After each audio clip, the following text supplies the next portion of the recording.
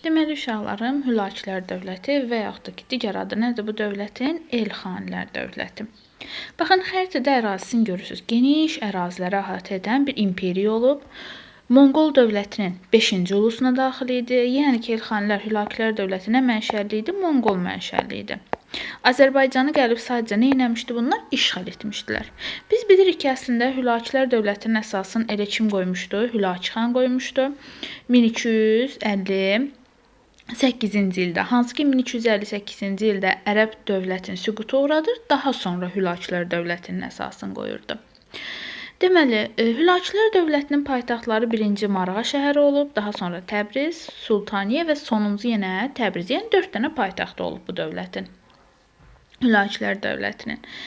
Deməli, Hülakülər dövlətində Nəsrəddin Tusi yaxından iştirak etmişdi, hansı ki hamımızın tanıdığı alim, astronom Nəsrəddin Tusi. Nəsrəddin Tusi Hülakü xanın məsləhətçisi idi. Hülakü xanın oğlu Abaqa xan isə vəzir olmuşdu. Bundan başqa Hülakülər dövlətində hökmdarların yaylağı Qarabağ idi, qışlaq məskəni isə Muğan, yəni ki Aran idi, yəni Şimali Azərbaycan olmuşdu.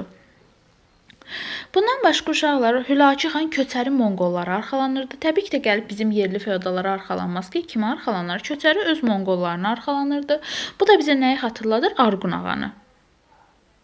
Arqunu yadınızdadır. Arqun ağa da Ali Monqol canişinliyində neyinirdi? Köçəri Monqollara arxalanırdı. Daha sonra Hülakü xan Aranın idarəsini, Aran deyəndə hara nəzərdə tutulur? Baxın, Şimali Azərbaycan. Şimali Azərbaycanın idarəsini Şahzadə Yuşmuta tapşırmışdı. Həmçinin Hülakü xanın dövründə Qızıl Ordu ilə müharibələr də var idi. Belə ki, 13-cü əsrdə, yəni ki, Hülakülər dövləti yaranandan sonra Hülakü xanın dövründə Qızıl Ordu ilə Elxanilər dövləti, yəni Hülakülər dövləti arasında Azərbaycan uğrunda müharibələr başlamışdı. Yəni Qızıl Ordunun Azərbaycana ilk dəfə gəlişi haçandı? 13-cü əsrdə Hülakülər dövləti yaranandan sonra, yəni Hülakü xanın dövründə. Bu müharibə əsasən uşaqlar baxın Xəzər sahili əraziləri uğrunda gedirdi və bu mübarizədə təbii ki də kim qalib gəlmişdi? Hülakülər, yəni ki Elxanilər dövləti qalib gəlmişdi. Deməli uşaqlar, Hülakü xandan sonra hakimiyyətə təbii ki də Hülakülər dövlətinin ən güclü hökmdarlarından biri olan Qazan xan gəlmişdi. Qazan xan 1295-dən 1304-ə qədər hakimiyyətdə olmuşdu. O özün Qarabağda, bunu yaddan çıxartmayın. Harda? Qarabağda padişah elan etmişdi və Mahmud ləqəbini götürmüşdü. Yaxşı. Deməli uşaqlar, Qazan xan hakimiyyətə gələndən sonra bu başladı yerli feodallara arxalamaya, yəni bizim yerli feodallara. Bu da kimdən fərqi idi? Təbii ki də Hülakü xanla Arqun ağadan fərqi idi. Çünki yadınızdadsa demişdik ki, Hülakü xanla Arqun ağa köçəri Monqol feodallarına arxalanırdı. Amma Qazan xan bunlardan tam fərqli bir şey elədi. Neynədi?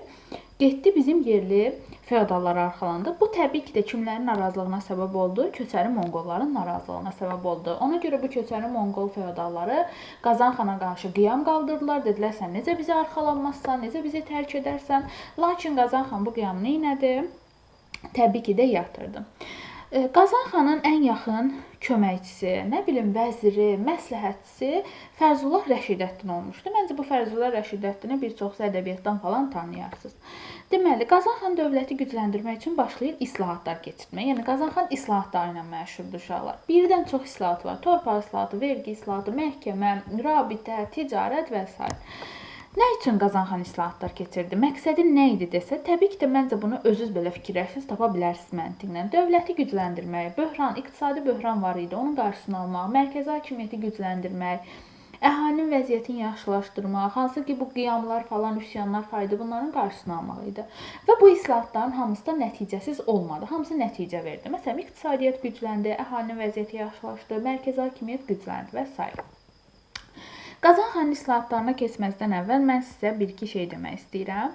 Monqollar dövründə, yəni ki Hülakülər dövründə yeni torpaq mülkiyyət formalarımız yaranmışdı. Bax, yenə deyirəm, torpaq mülkiyyət formaları. Gedib vergi ilə torpağı qatmayın bir-birinə, xahiş edirəm sizdən. Deməli, Monqolların dövründə, yəni ki neçənci əsrdə, 13-cü əsrdə hansı torpaq mülkiyyət formaları var idi? Birincisi İncu idi, ikincisi də Bayrat idi. İncu kim idi? İncu xan və onun nəslinə məxsus torpaqlar, yəni hökmdar və onun nəslinə məxsus torpaqlara İncu deyilirdi. Bayrat nə idi? İstifadəsiz qalan torpaqlar. Birinci İncudan danışaq. Dedik ki, İncu nə oldu? Xan, yəni hökmdar və onun ailəsinə məxsus torpaqlar idi. Sizə nəyi xatırladır bu? Hansı ki 9-11-ci əsrdə keçdiyiniz xalisəni. Və yaxud da digər adı nə idi bunun? Xas. Deməli, sizə sual verəcək. Bax, testlərdə var. Deyəcək ki, İncu ilə xalisəni və yaxud da ki, xasın oxşar cəhəti nədir? Hökmdar və onun ailəsinə məxsus olmasıdır. Fərqli cəhəti nədir? Biri 9-11-ci əsrdə yaranıb, biri isə 13-cü əsrdə, yəni Hülakülər dövründə. İkinci torpağımız dediyimiz kimi istifadəsiz olan torpaqlar, yəni Bayrat idi. Bu torpaqlar ilk vaxtlar istifadəsiz qalsa da, sonradan Monqol feodallarının himayəsinə keçdi və Qazan xanın torpaq islahatına əsasən bu torpaqlar siyahıya alındı və əhaliyə paylanıldı.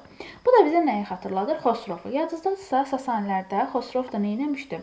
İstifadəsiz qalan torpaqları əhaliyə paylamışdı. Burada da Qazan xan istifadəsiz torpaqları əhaliyə paylayıb. Yaxşı.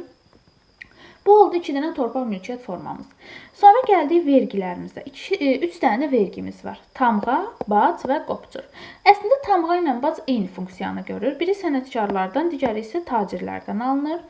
Təbii ki, uşaqlar, sənətkar və tacirdən biz vergi alırıqsa, bu iqtisadiyyatı, ticarəti, sənətkarlığı neyniyəcək? Zəiflədəcək.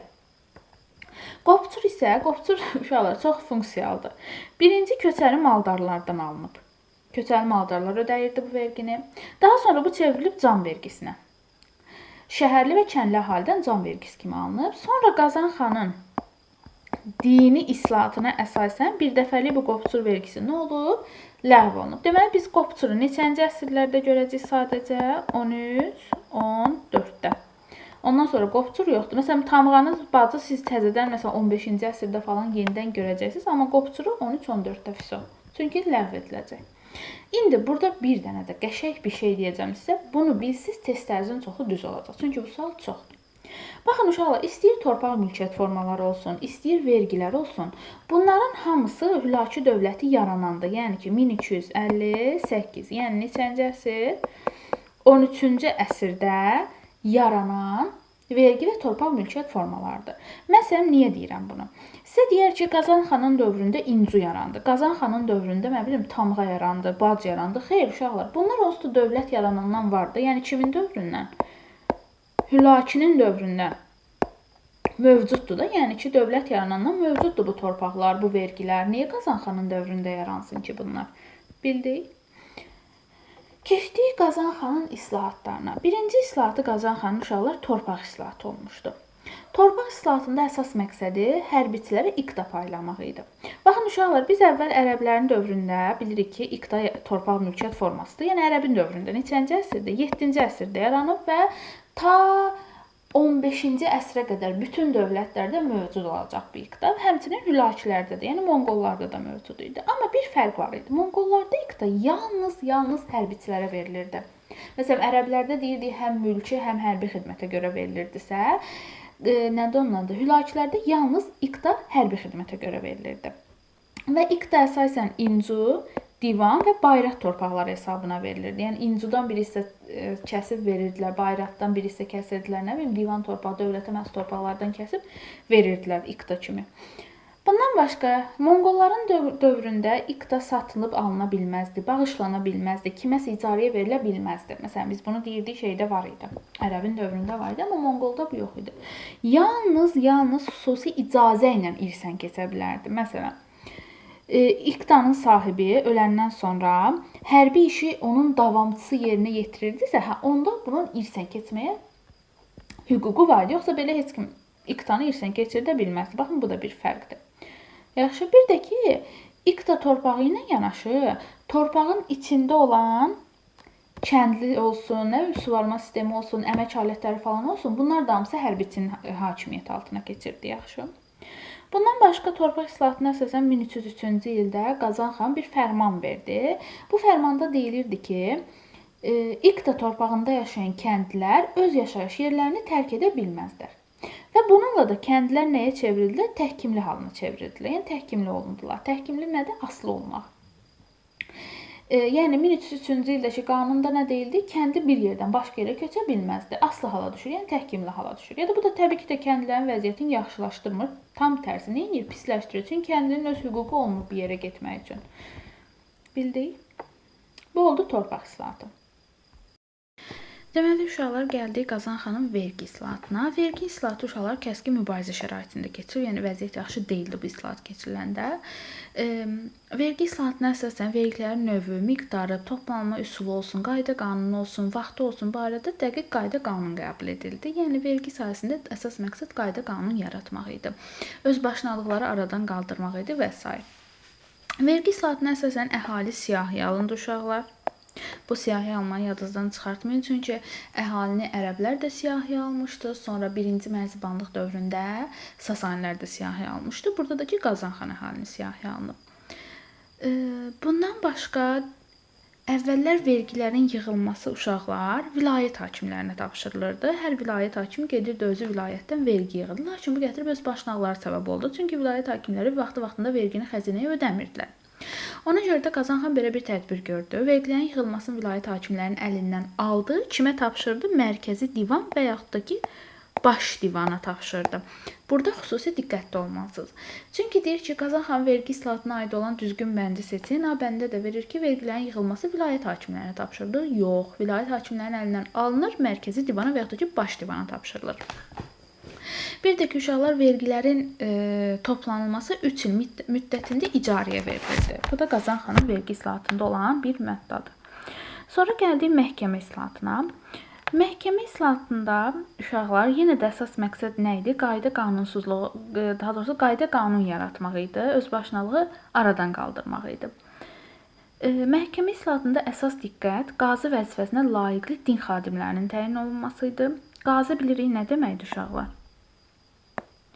Yəni hakim, məhkəməyə başçılıq edən hakim. Yəni daha çox burada vəzifəni layiqli yerinə yetirənlər işə götürülürdü. Daha sonra məhkəmə işlərində alqı-satqı işlərində qayda qanun yaradılmışdı. 30 il keçmiş iddia sənədləri öz qüvvəsini itirmişdi. Baxın, bunlar hamısı məhkəmə islahatına aiddir. Alqı-satqı işlərində qayda qanunun yaradılması, 30 il keçmiş iddia sənədlərinin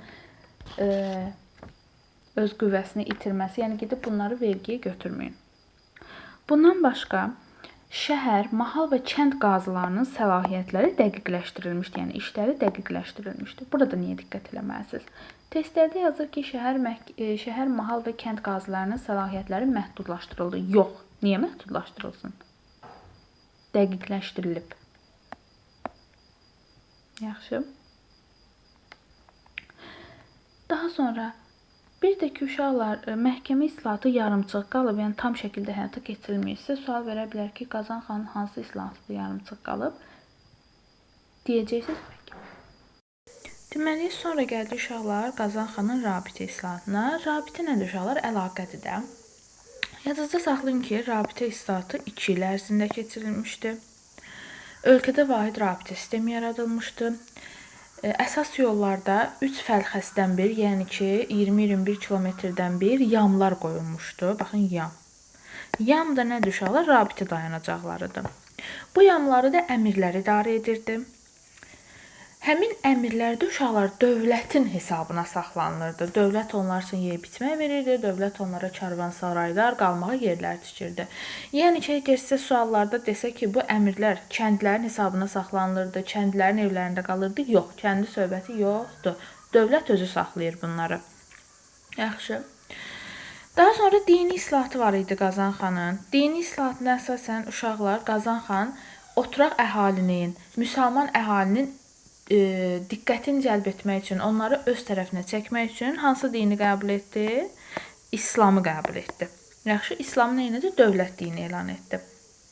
Və bununla da Hülakülər dövlətində İslam dini dövlət dini elan olunur və Qazan xan Mahmud ləqəbin götürür. Yəni sizə sual versək ki, Qazan xan nə üçün İslam dinini qəbul etmişdi? Əhalini öz tərəfinə çəkmək üçün, müsəlman əhalini öz tərəfinə çəkmək üçün. Bu da Qazan xanın uşaqlar Xlodviqlə oxşar cəhətidir. Baxın, Xlodviqdə nə etmişdi? Xristianlığı qəbul etmişdi əhalini öz tərəfinə çəkmək üçün. Qazan xan da İslamı qəbul etmişdi öz tərəfinə çəkmək üçün. Yəni hər ikisi nə edib? Vahid din yaradıb. Bundan başqa İslamı qəbul etməsi Qazan xandan Qaraxani hökmdarı Satruq Buğranı oxşar cəhətidir.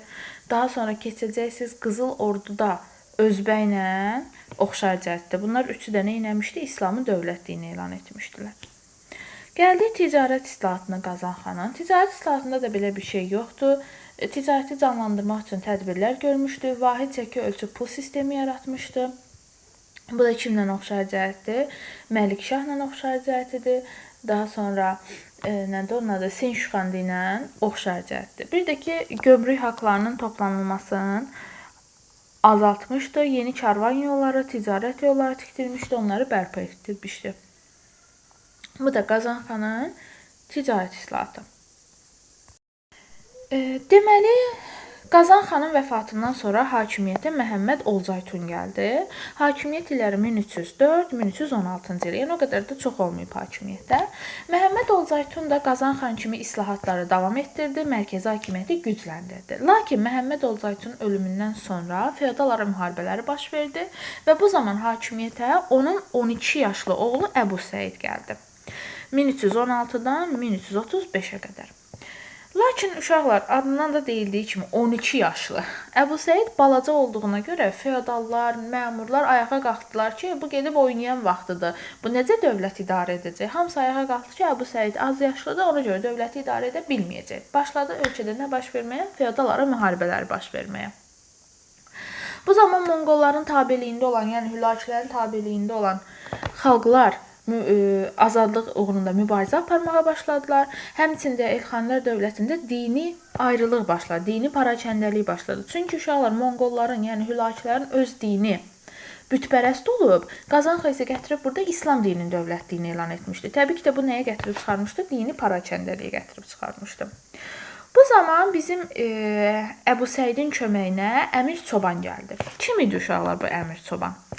Monqolların Sulduz qəbiləsinin başçılarından biri idi. Gəlir Əbu Səidə deyir ki, sən get oyuncaqlarınla oyna, mən sənin adından dövlətini eləyəcəm, idarə edəcəm. Belə də olur.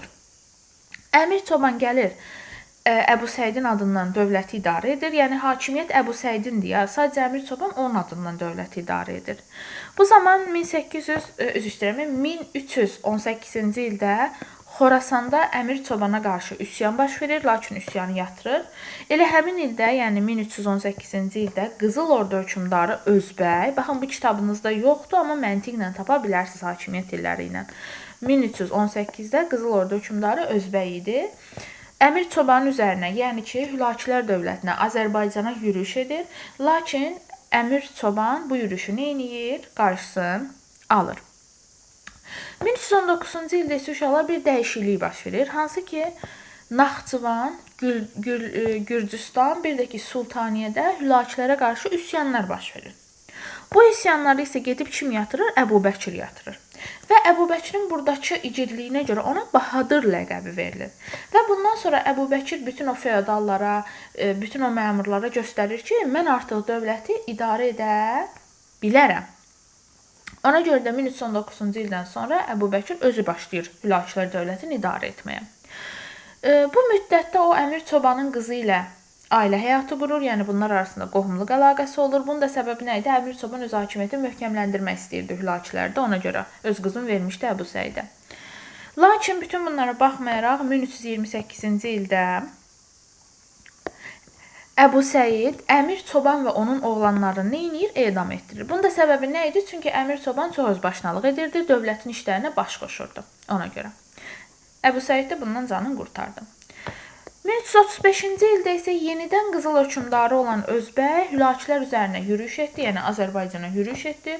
Bu zaman onlar Kür çayına qədər, baxın yadda saxlayın, Kür çayına qədər gəlib irəliləsələr də Əbu Bəkir Özbəyin qarşısını alır və Qızıl Ordu dövlətini məğlub edərək ölkədən qovub çıxardır. Elə həmin ildə bu döyüşdən sonra 1335-ci ildə Əbu Səid nə olur? Vəfat edir. Əbu Səidin vəfatından sonra hakimiyyət uğrunda mübarizələr başlayır Hülakilərdə, yəni Elxanilər dövlətində. Bir tərəfdən həmin dövrdə Azərbaycanı ələ keçirmək istəyən Cəlalilər dövləti, digər tərəfdən Azərbaycanı tutmaq istəyən Çobanilər, digər tərəfdən də müstəqil olmaq istəyən Şirvanşahlar dövləti nə edir? Azərbaycanı tabe etmək uğrunda başlayırlar mübarizə aparmağa.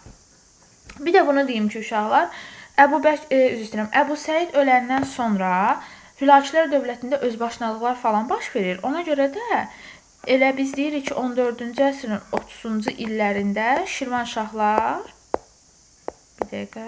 Şirvanşahlar Hülakilərin tərkibindən nə olur? Çıxırlar. Həm Şirvanşahlar, həm də Şəki hakimliyi. Şirvanşahlarla Şəki hakimliyi Hülakilər yarananda, yəni ki 1258-də dövlətin tərkibinə qatılmışdılar. 14-cü əsrin 30-cu illərində isə qarşılıqdan istifadə edib neynirlər? Onların tərkibindən çıxırlar. Dediyimiz kimi Əbu Səid öləndən sonra Cəlalilər, Çobanilər, Şirvanşahlar, Hülakilər başlayırlar Azərbaycan uğrunda mübarizə aparmağa. Bu zaman qalib gələn təbii ki də Çobanilər sülaləsi olur.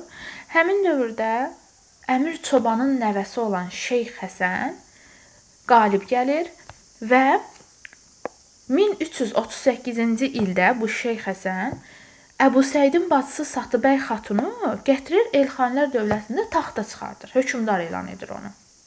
Və özünü də onun baş əmri elan edir. Və bununla da Satıbəy xatunun adından başlayır Elxanilər dövlətini, Hülakilər dövlətini nə etməyə?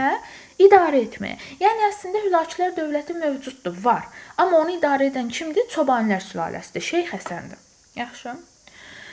Deməli, 1344-cü ildə isə Şeyx Həsən vəfat edir. Hakimiyyətə onun qardaşı Çobanlərdən Məlik Əşrəf gəlir. Uşaqlar, və beləliklə 1338-dən dövlət süqut edənə qədər 1357-yə qədər Hülakilər dövlətində Çobanilər dövrü başlayır. Yaxşı. Amma biz uşaqlar Çobanlara dövlət deyə bilmərik. Çobanlar sadəcə sülalədir. Niyə dövlət deyə bilmirik? Baxın, bu Çobanlar öz adlarına pul kəsdirməyiblər, xütbə oxutdurmayıblar. Bütün fərmanlar da Elxanilər dövlətinin adından verilir. Yəni Elxani hökmdarları adından verilirdi. Yaxşı, ona görə Çobanlar sadəcə sülalədir. Dövlət Elxanilər dövlətidir. Məlik Əşrəf uşaqlar çox özbaşınalıqlar edirdi. Artıq əhali bundan bezmişdi. Ona görə də 1344-cü ildə harda? Təbrizdə Çobanlara qarşı üsyan baş verdi. Lakin Məlik Əşrəf bu üsyanı neynədi? Yatırdı. Amma buna baxmayaraq artıq əhali bezmişdi. Həm Elxanilərin zülmündən, həm Çobanların zülmündən. Ona görə Azərbaycan əhalisi 1357-ci ildə Qızıl Ordunu çıxış yolu kimi özlərinə bildilər. Ona görə də Qızıl Ordu hökmdarı Canı bəyi köməyə çağırdılar ki, gəl bizi bunlardan qurtar.